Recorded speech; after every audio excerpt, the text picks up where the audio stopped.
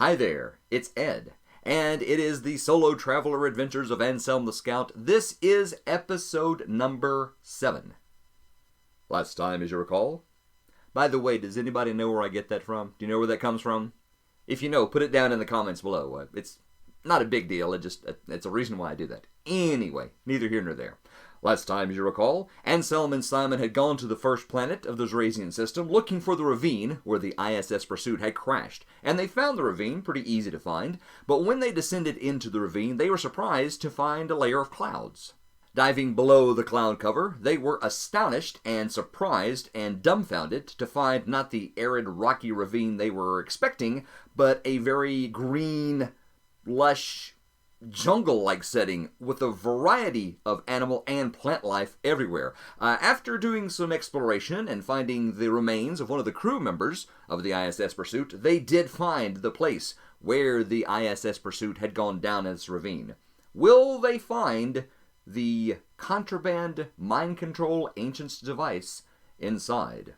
That is what we will find out as we rejoin Anselm.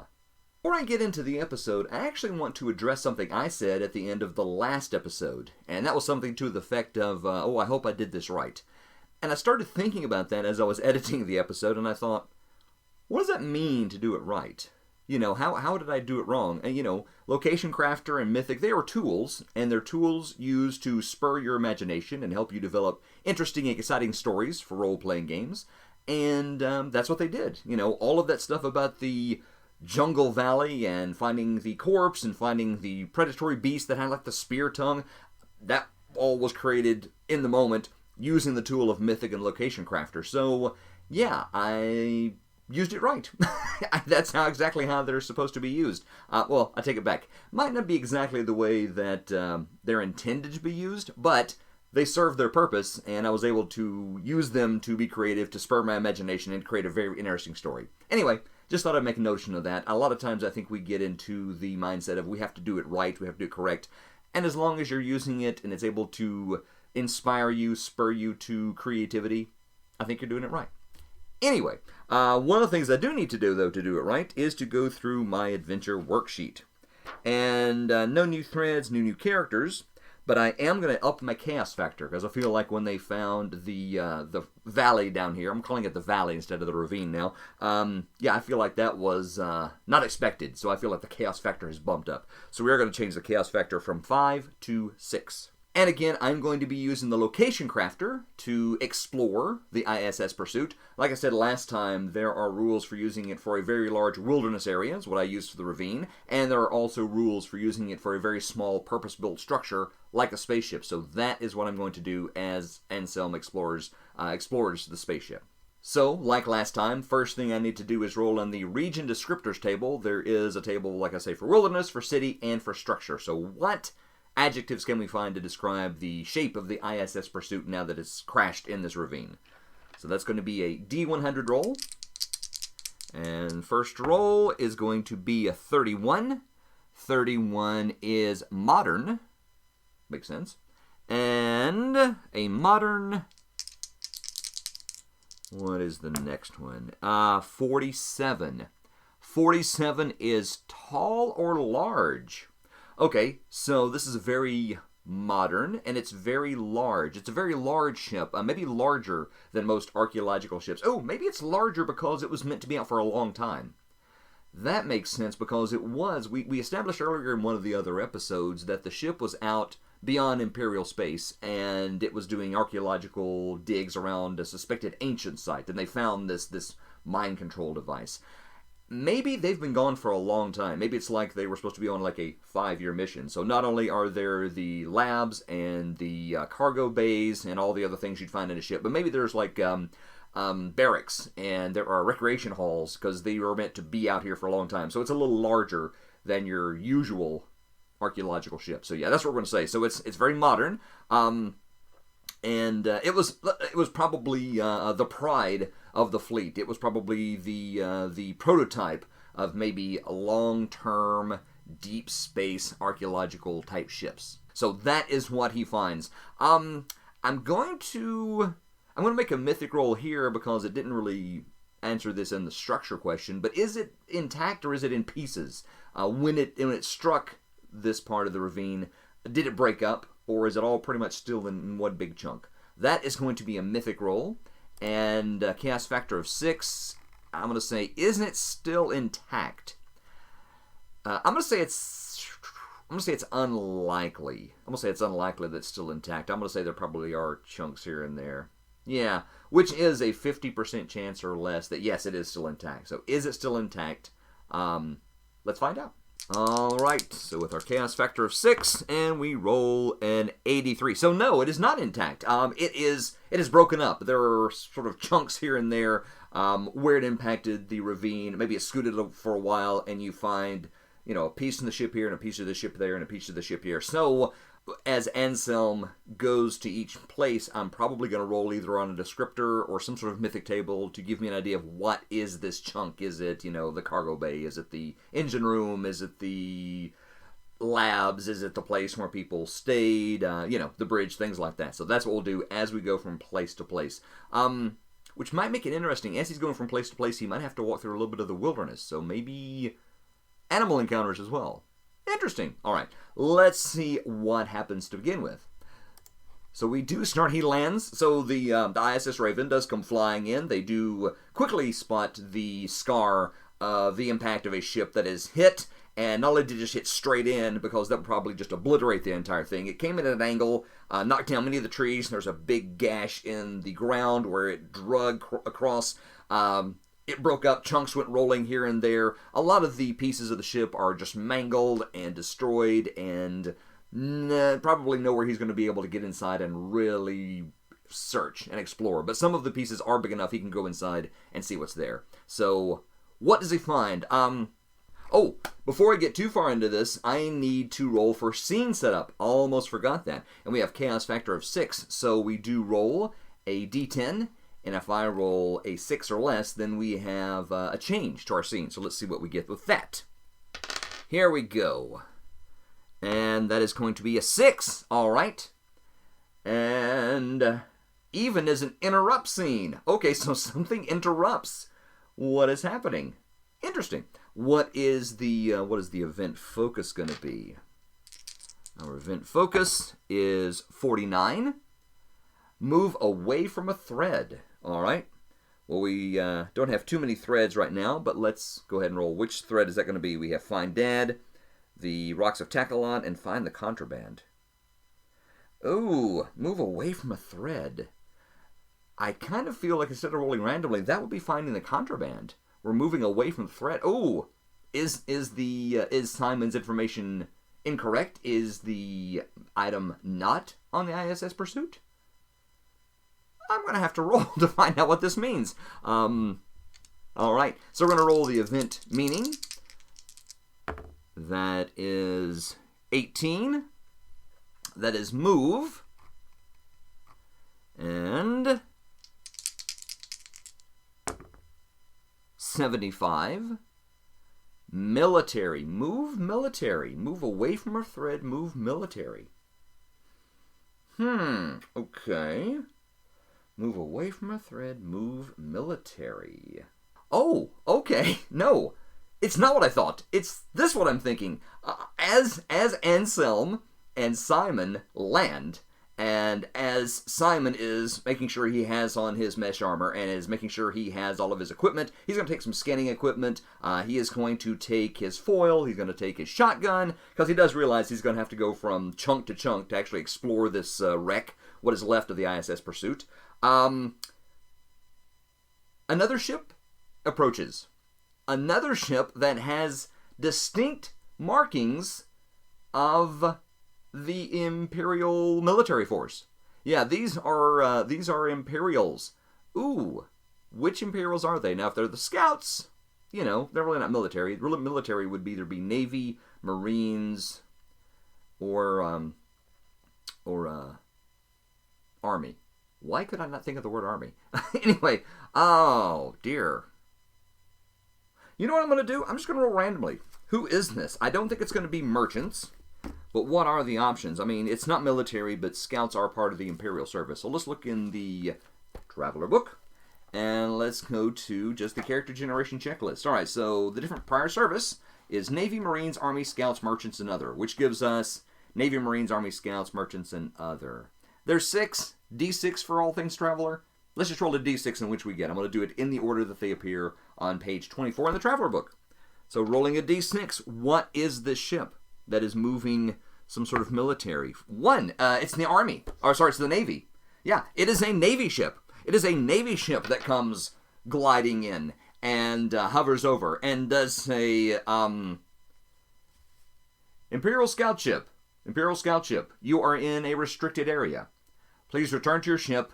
Leave this area immediately. All right. Okay. That was unexpected. Hence, a random event. Yeah, so we have had a Navy ship show up. What is this naval ship? Let's look in the different ships that are available here. Could this... Oh, no. I think I know what this is. I think I know Zorasia is the subsector capital, and there is an A starport, and if I remember correctly, there is a Navy base there. Was somebody alerted the fact that Simon was doing this research for the ISS Pursuit and found out where it was, and now they have come, and has the Imperial Navy been dispatched to stop whoever is trying to do this? Yeah, that's exactly what it is. Is somebody... Simon flagged some sort of alert or some sort of, somebody noticed that somebody was searching for the remains of the ISS Pursuit. They have sent a naval ship to stop whoever is after that, and they have been patrolling, yes, looking for this person. Almost like the Navy and the Imperials know that this is here. Yeah, so it is interrupted when this Navy ship, again, I was going to look to see what kind of Navy ship it is. And I'm not going to roll for that. I'm just going to say that's exactly what's happening here.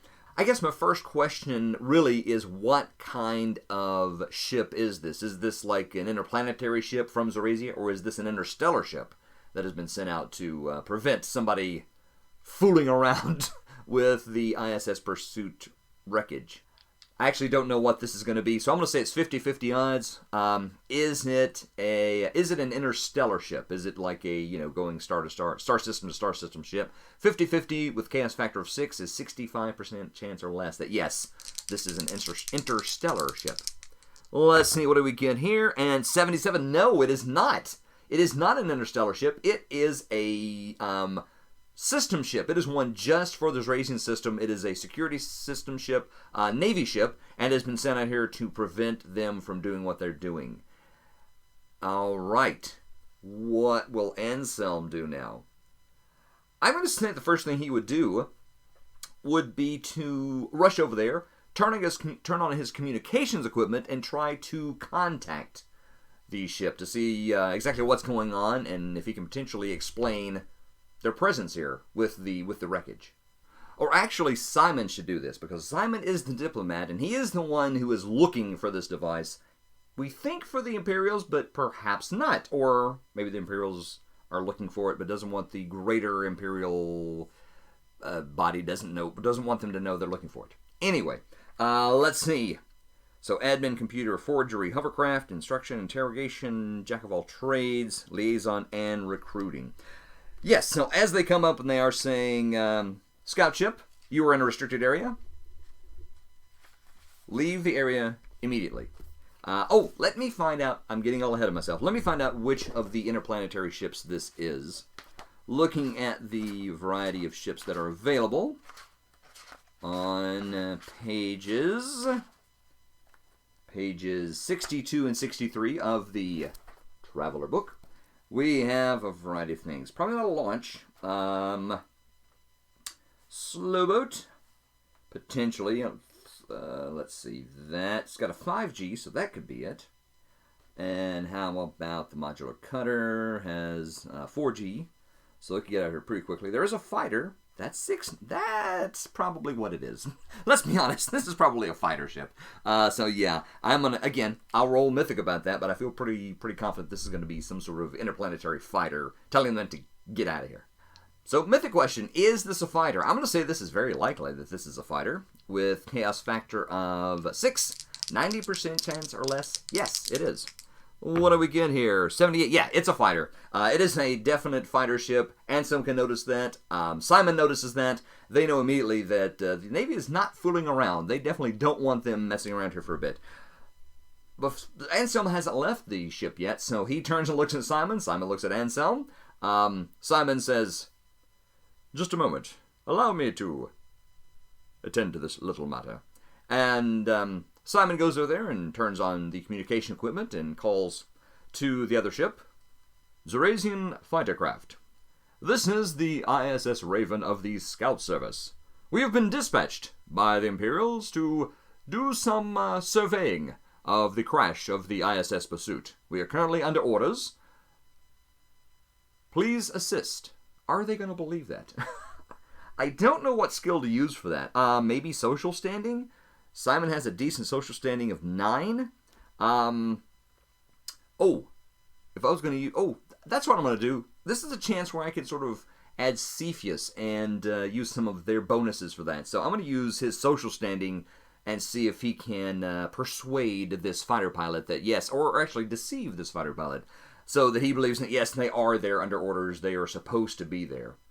Okay. Using Cepheus's characteristic dice modifiers, a 9 would give him a +1. So I'm going to use, again, Simon knows how to speak the Imperial lingo, and he does have a 9 social standing, so he has a little bit of cachet with the Imperial. So I'm going to say, can he convince this fighter pilot that, yes, they are supposed to be here? I am going to say that's difficult. That's going to be a 10 or more, and Simon will get a +1. So let's see what happens. All right. So 2 dice, +1. Again, admin. I don't think any of his skills would come into use. Yeah, nothing. Yeah, we're just going to say his social standing of +1 is going to let him have a little bit of a bonus. So what happens? 4 + 5 is 9, +1 is 10. The fighter pauses for a while. There is an uncomfortable amount of silence on the other side of this communication link-up. And after a while, they do hear the pilot of this fighter ship saying, "ISS Raven, remain where you are. We will verify your story." And Simon, pressing his advantage, seeing that he has a little glimmer of doubt, just a slight opening where he might be able to persuade and convince this fighter pilot that they are in fact supposed to be there, says, Yes, I do understand that, and of course this wreck has been for a while, so not going anywhere anytime soon, but please remember that we are under orders, much as yourself would be, and we are trying to complete our job and leave as soon as possible. This authority comes from the highest levels of the Imperial government. And again, there's a rather long silence, and eventually the pilot comes back and says, Very well, ISS Raven, you may proceed cautiously. I will remain in the area to monitor your activities. And communications gets turned off. Okay, so they've got a watcher from above who's sort of hovering over there. I'm going to say this fighter is probably just hovering over wherever Anselm is going to go. So yeah, if things go wonky, and it's possible, I'm sure, that he's not just watching, he is sending information or sending questions back to whoever dispatched him saying, could you look up and see if there is supposed to be a scout ship here doing something, or is this just a bunch of hokum, as we say in the Empire? Yeah, so that's going to happen. So Anselm wipes some sweat from his brow. You may proceed, Anselm. I will keep our friend above busy should he contact us again. And Anselm says, yes, please do. I don't really want to get into a space battle with a fully functional and armed fighter of Zerasia. Yes, of course, I understand. But I would recommend haste. Finding this device sooner rather than later would be quite beneficial, let us say. And Anselm does quickly leave the Raven, heading to the various pieces of the wreckage of the ISS Pursuit. Okay, wow, alright, let's... So, yeah, we have somebody watching them. Not exactly what I expected. Alright, so Anselm does leave. He has his weapons with him, and he is going to go from chunk to chunk, exploring this, the wreckage of the Pursuit. Alright, going to go back to the location crafter now.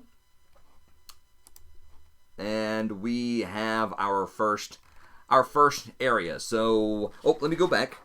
I'm jumping around a lot in my brain. I'm trying to get everything together. But here we go. Now, the ISS Pursuit, the only thing that we know is there is we know that it is the mind control device. So I'm going to put that under objects.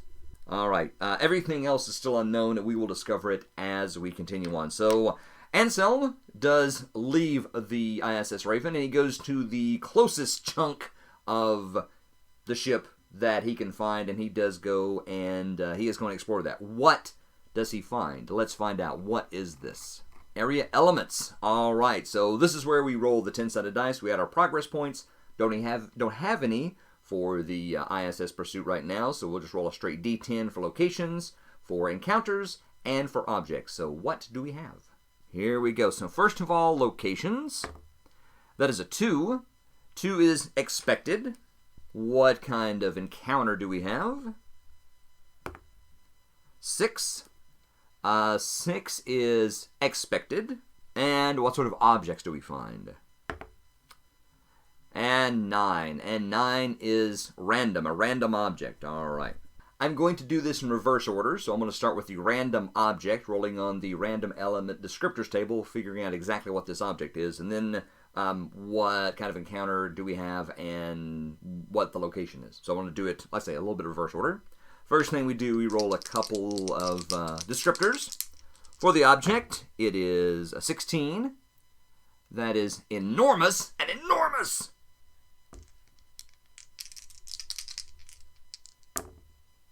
51. Enormous and odd. Okay, whatever object is near is enormous and odd.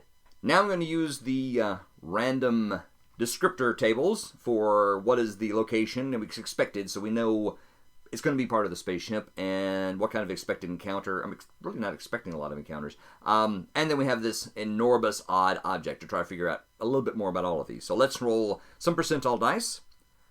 So first of all, what is our expected location using the descriptor? 72. It is mockingly 62. Mockingly magnificent. Okay, so what he's found, he has actually found a mockingly magnificent. He has found a entertainment hall. This part of the ship that he finds, the first one that Anselm walks into, he finds a it is a place. It was like the rec hall. That's what it was. There was a place where you could watch holovids, whatever they used, or there were books and there were game tables and there were it was sort of a rec hall. That was a place where people had their R&R, little food things. It is, of course, smashed now. Everything is everywhere. Is there would be any power, so everything's dark. He does turn on a light. He is searching around there, looking to see what he can find. And he does have an encounter. It's an expected encounter. The expected encounter for me would be an animal. I think there would be some sort of animal in here that has wandered into this part of the ship. All right, so that's expected. Let's see, what is our descriptor of this animal? Ooh, we should probably use the Traveler book. Let's try that. Let me find the animal encounter section again and see what we can find. Going back to 94 and 95, in the Traveler book, we're going to see what kind of animal did he find in here. Now, even though we don't have it listed on here, I guess we could have some of the encounters from last time, like the deer, the sphere beast, a variety of things like that. So let's see, what do we find? So, Anselm, wait, I made models. Let's use that. Anselm is entering this very large area. These are the models I made, and I got those tiles when I was on tour, so I'm glad I have a chance to use them.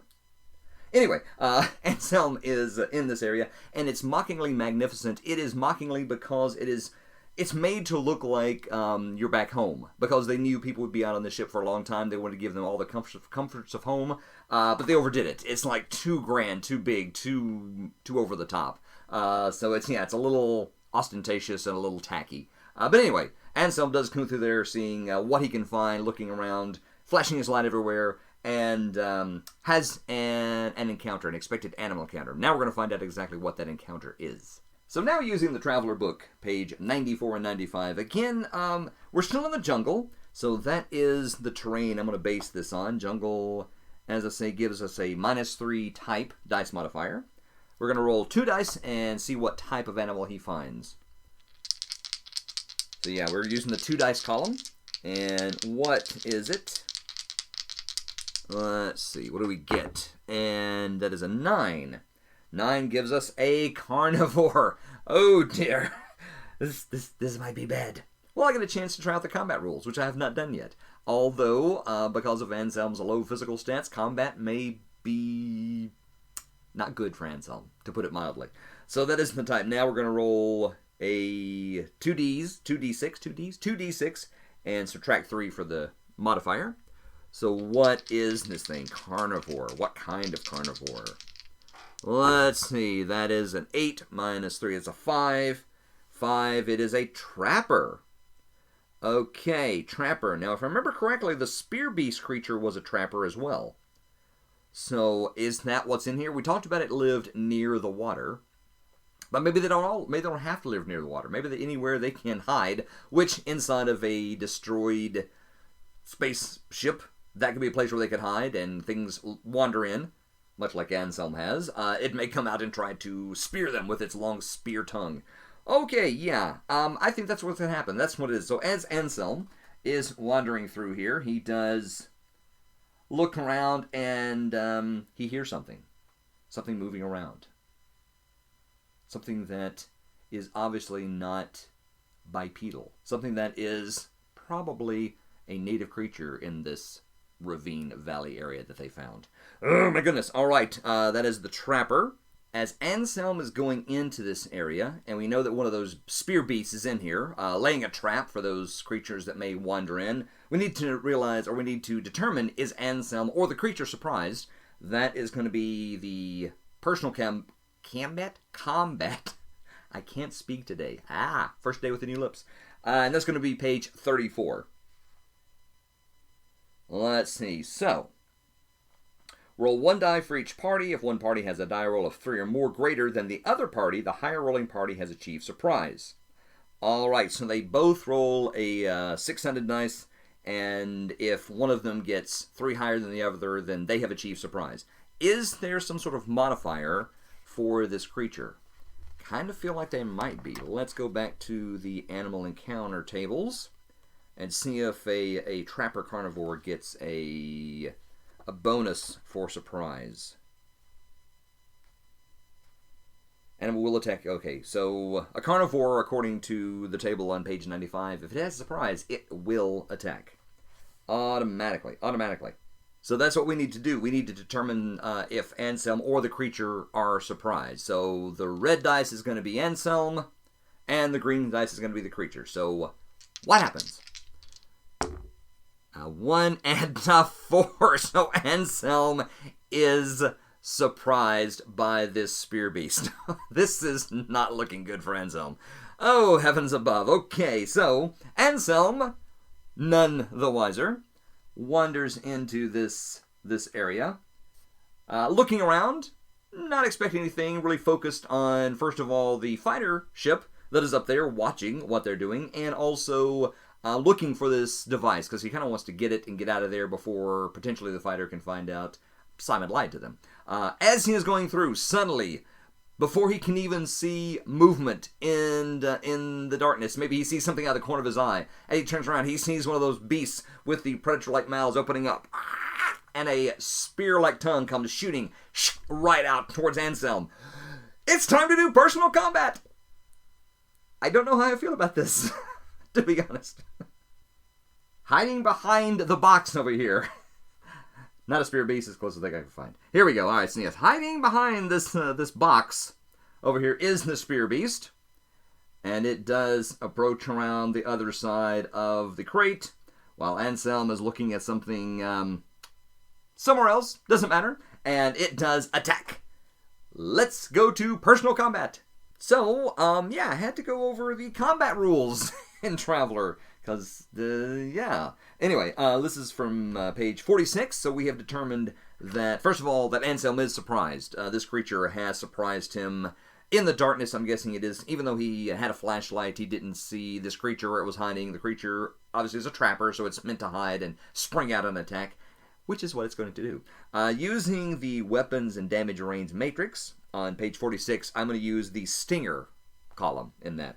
The basic throw is an 8 or more, and we have our combat procedure on page 46. One of the things I'm really enjoying about Traveler is we have all these lovely tables that are laid out right where you can find them. Now, if the tables are correct, that makes it even better. So, we do know, first of all, each one of these squares in Traveler is 1.5 meters. So he's about 4.5, 5 meters away from Anselm, which is short range, at the very outside of short range. That is going to give him, with a stinger, a +2 to hit. And if he hits, he's going to do 3 dice of damage. Oh, not great.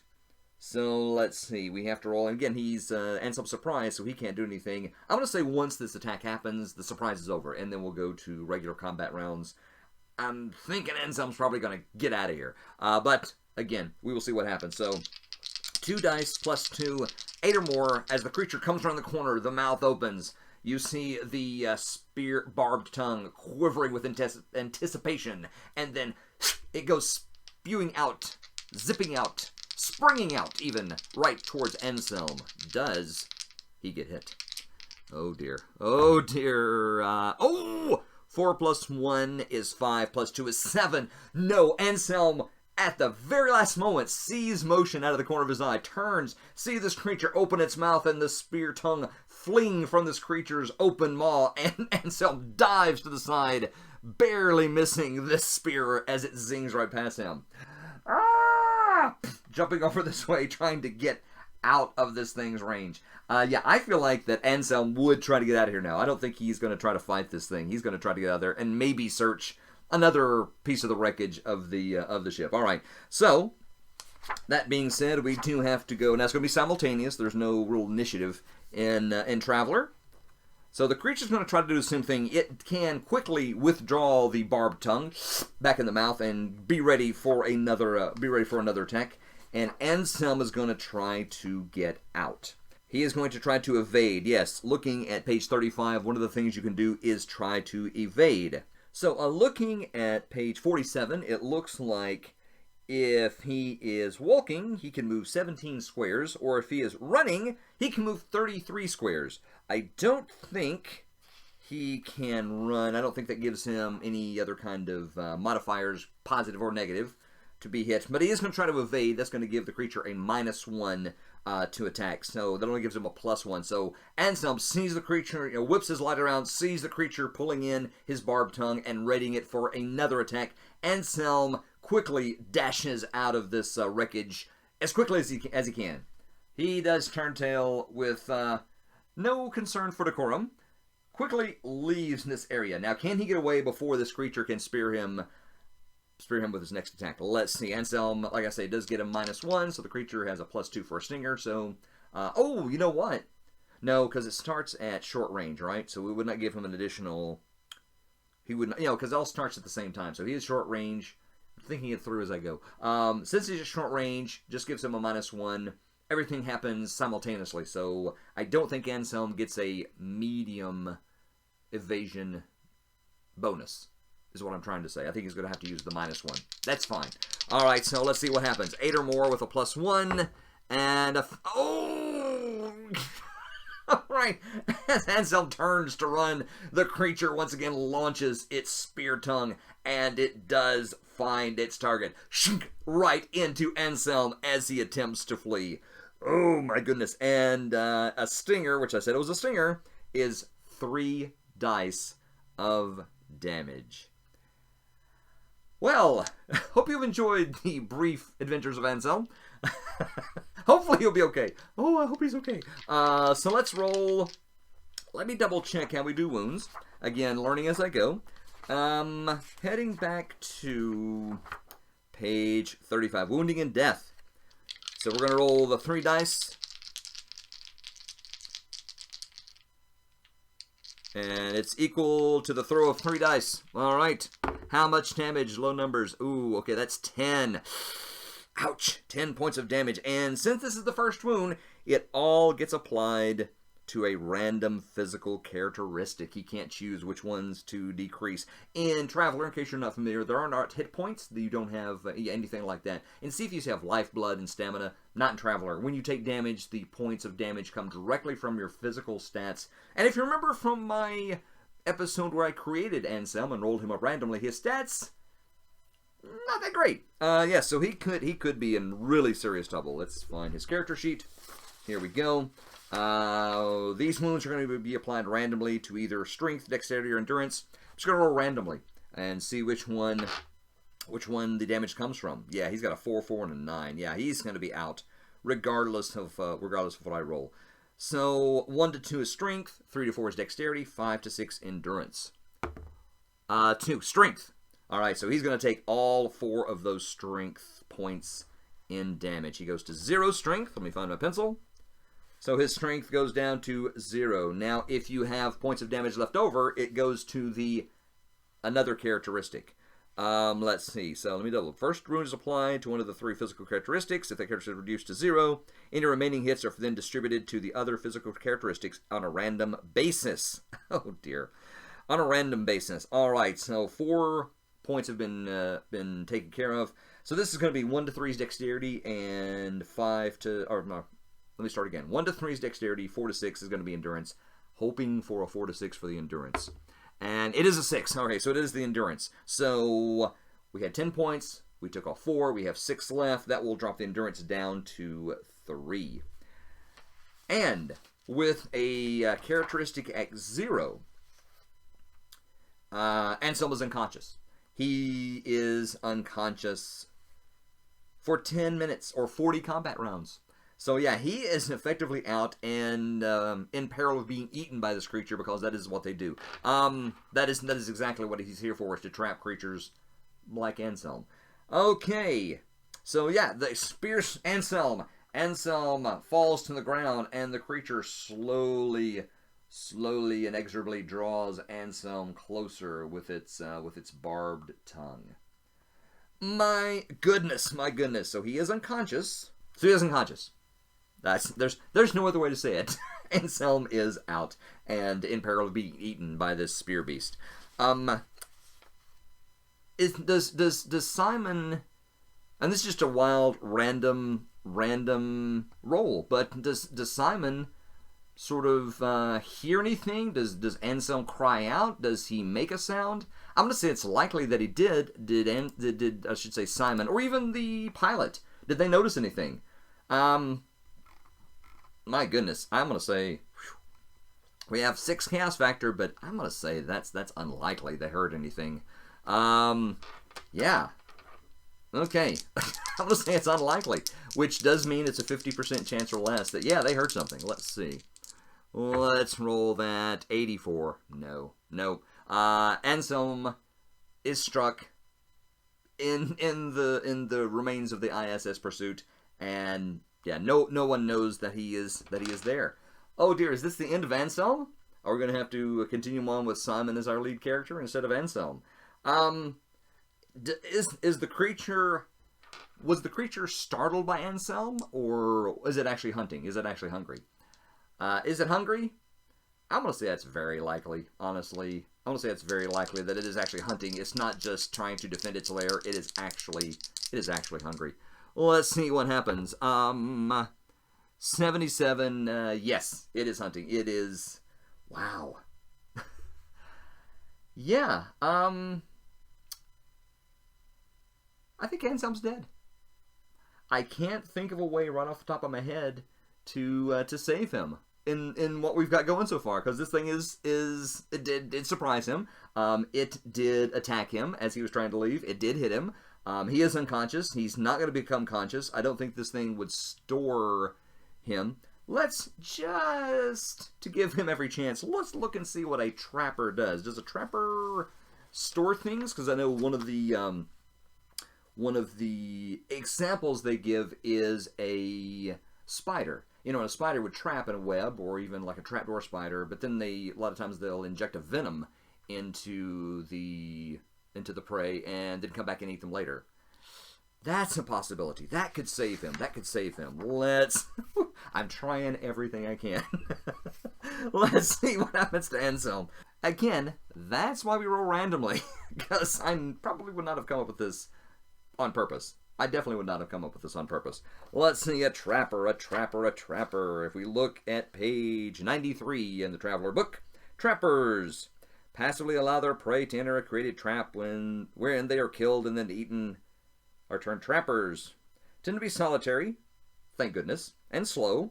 Will attack any animal which enters the trap. Generally, any character who is surprised by a trapper, close to range, and then trapped on a throw of 5. Okay, so this is kind of a modified trapper. It is not like a web, like a spider or something like that would gum you up. It actually sort of hunts, so it's kind of a trappery, huntery type thing. So anyway, all right. In an attempt to keep Anselm alive, isn't that what they do? It isn't necessarily that the spear kills you.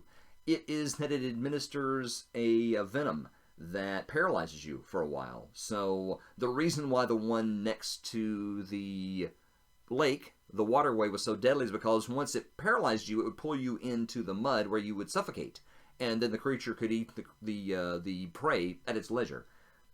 Isn't that what's happening here? Is this actually a paralytic poison rather than just a spear that kills you?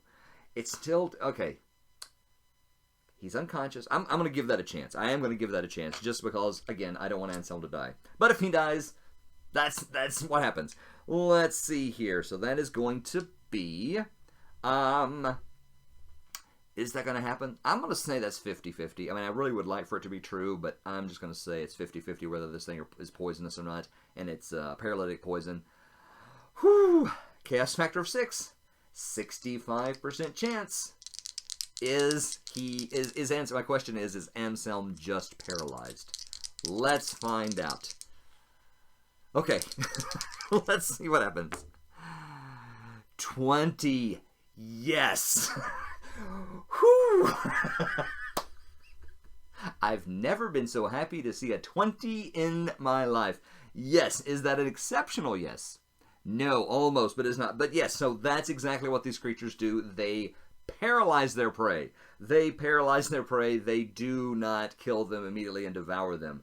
Alright, so when Anselm is drawn to this creature does pick Anselm up in his mouth, and does take him off to his larder, his pantry, for lack of a better term. The creature does hunt here, and he has a place where he stores his prey for dining later on at his leisure. Is the pantry in this part of the ship, or is it a different part of the ship? That I don't know. That's going to be a mythic question as well. And that's, again, 50-50. I have no idea. So is the pantry in this part of the ship, this destroyed part of the ship? 0-6. So yes, exceptional yes. As a matter of fact, the remains, not the remains, but the prey, the things that this creature has killed, it does it right here. This is the entire creature's lair. So it does pull Anselm over to this side, and as the camera pans over, we see that not only is Anselm lying there, but there are the remains of some of those deer-like creatures that we saw these spear beasts hunting earlier. There are the remains, there's bones, and there's some that have already been feasted upon, and there's maybe one or two that are still to be feasted upon. Matter of fact, I will say there's 2. And Anselm, which would be quite a meal for one of these spear beasts. Whew, okay. It's still not good, but, yeah. But Anselm, at the moment, is still alive. And, you know what? I think that's where we're going to end it. Yeah.